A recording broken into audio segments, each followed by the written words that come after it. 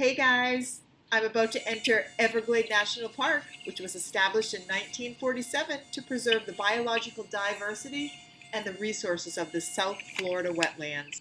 Before I head in there, I'm going to give you some facts about the Everglades that I've learned. First thing I want to tell you is that mosquitoes are not considered a nuisance here in the Everglades. They're actually essential to the food chain.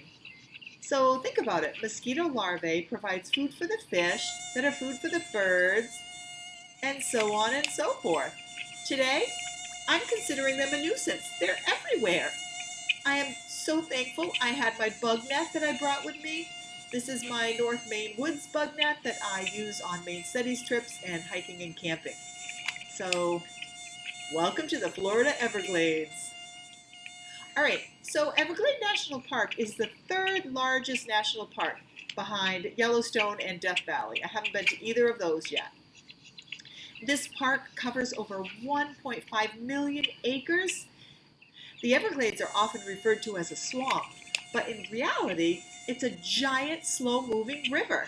I found it really interesting to learn that there are at least 9 different ecosystems that work together to sustain life here in the Everglades.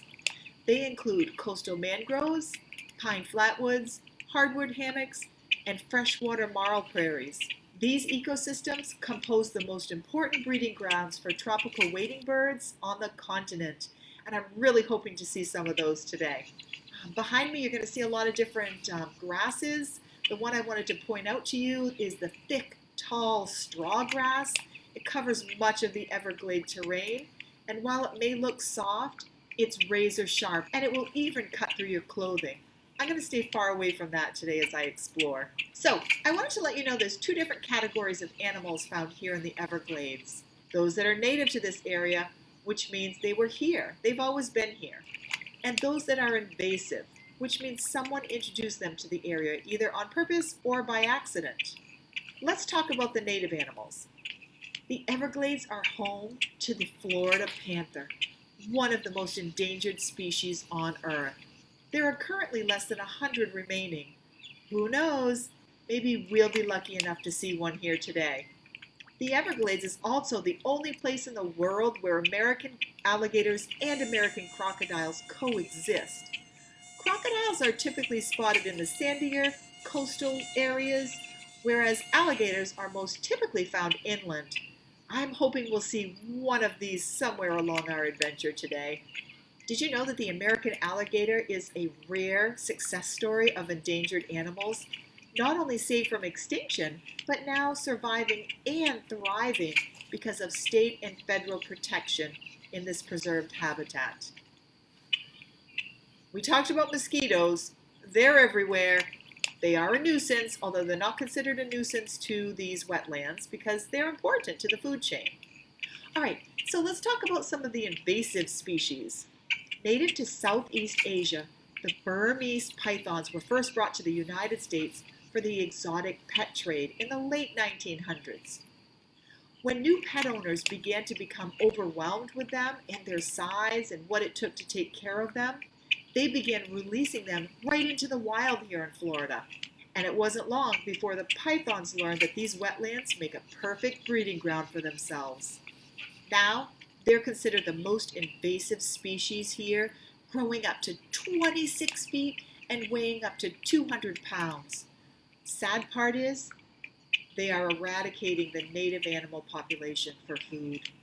I have to say, I was pretty happy to read that the Burmese python poses very little risk to humans.